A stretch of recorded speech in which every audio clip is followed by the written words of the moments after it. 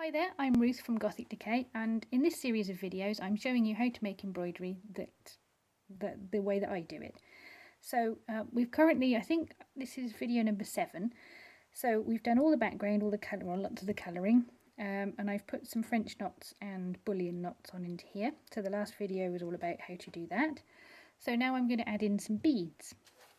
Now my local charity shop bags up beads into little packets like this and sells them for between, say, 20 and 50 pence, something like that.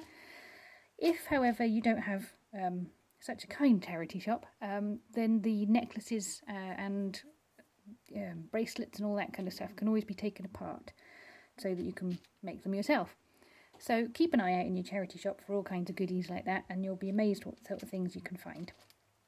So all I'm going to do is add in, just show you how I add in some of these beads, and with the magic of the internet we shall show you how they look at the end. So I tend to use invisible thread to stitch the beads down with. You don't have to, you can use whatever you like, it's just this is something I have, and it does mean that you can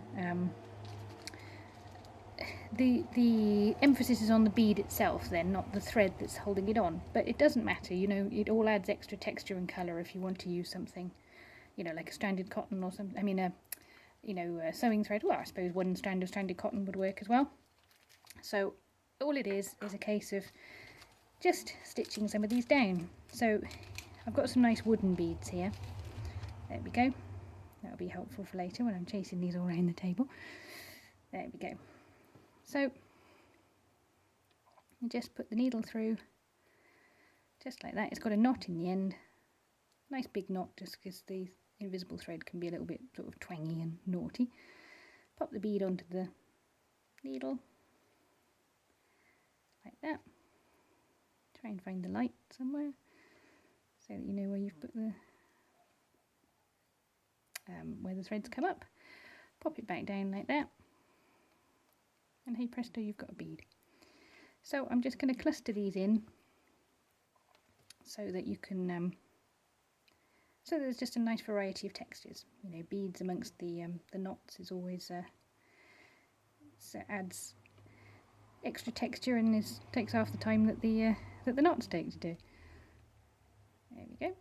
So there's a couple of those in. I'll put a nice, put a big one down here for you. Let's see.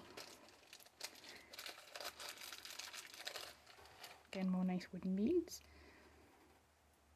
Sometimes they just look too big, and that's fine, just pop them on, see how you get on. Sometimes it just needs some smaller beads around it to sort of blend it in. And if you need to as well, you can always stitch it so it's flat. So normally you stitch a bead so it's sideways like that, but if you stitch it so there's a stitch on both sides, it'll hold it flat, and sometimes it's a nice effect that you can get.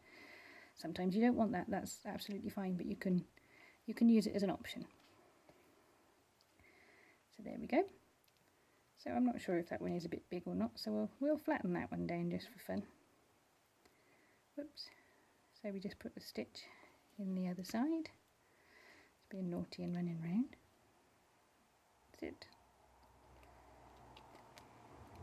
There we go, like that.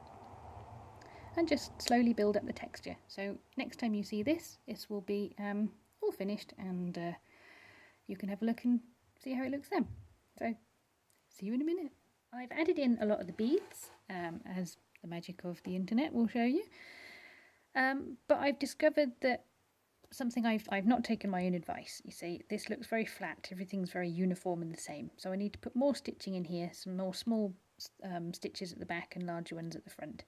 So this process is always about sort of tinkering and tweaking, so don't feel bad that it doesn't quite look right or whatever it is, just sort of bear with it, put more on it, and it'll generally be fine. So I should be back in a little while when I've fixed that, putting some more stitching in. So all the beads you can see are in here, but it'll need some more stitching, so we shall see it in a little while.